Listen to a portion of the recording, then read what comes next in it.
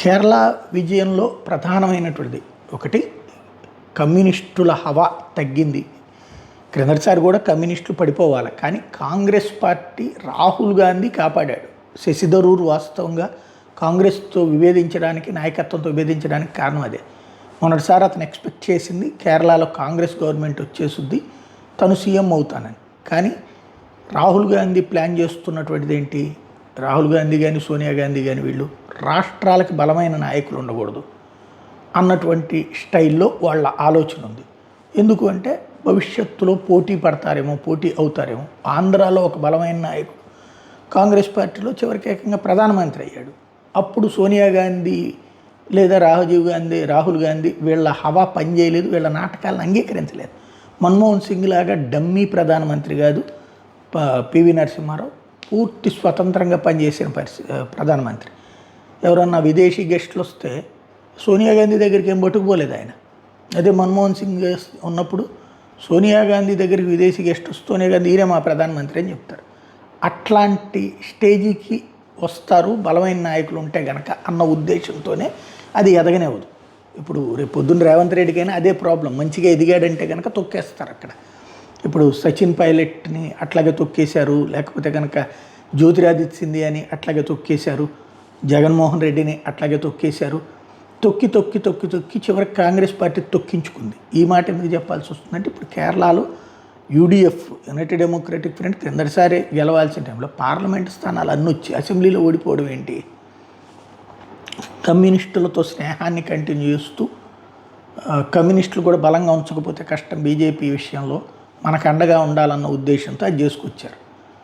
అందుకే అసెంబ్లీలో కమ్యూనిస్టులు గెలవడం, పార్లమెంట్లో ఓ రకంగా అది పరోక్ష అండర్స్టాండింగ్ కింద నడిచింది. అది శశి థరూర్ లాంటి వాళ్ళకి నచ్చలేదు. ఈలోపు ఈ బుజ్జగింపు చర్యలు, ఏది మైనార్టీ బుజ్జగింపు చర్యలు, మెజార్టీ హింస, హిందువులని అణచివేస్తుంటే ఈవెన్ క్రైస్తవ సంఘాలు కూడా లవ్ జిహాద్ ఇంపాక్ట్తో బాధపడుతుంది.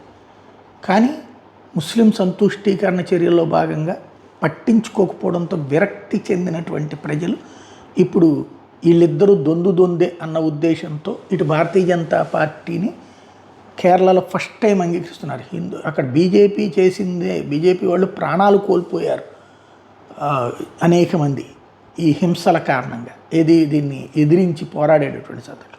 ఆ ఇంపాక్ట్ ఇప్పుడు కేరళలో ప్రజల్లో మనం కనుక ఇక హిందుత్వ గవర్నమెంట్ రాకపోతే కష్టమన్న కసి రాబట్టినే అందులో యంగ్స్టర్స్, జెన్జీ యూత్ అక్కడ బీజేపీ వైపుకి టర్న్ అయ్యారు.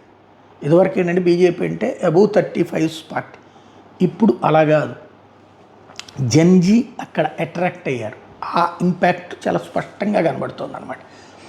అందుకనినే ఇప్పుడు అక్కడ మంచి విజయం, ఏది తిరువనంతపురం విజయం సాధించడం కావచ్చు, తర్వాత 1000కి పైగా నగర పంచాయతీల్లో విజయం కావచ్చు, ఇవన్నీ ఈ నేపథ్యంలో దాన్ని మరింత ఎంకరేజ్ చేయడం, అట్లాగా ఒక సిగ్నల్ కనబడితే దాన్ని క్యాచ్ చేసుకోవడం ఎట్లాగో నరేంద్ర మోడీకి తెలుసు. స్వయంగా నరేంద్ర మోడీ తిరువనంతపురం వెళ్తున్నారు. ఓటర్లకి ధన్యవాదాలు చెప్పడానికి బీజేపీ వర్కర్స్కి అభినందనలు. I can't tell you date, time and location that Prime Minister will decide, but certainly it is on the cards that he will visit Tirunelveli.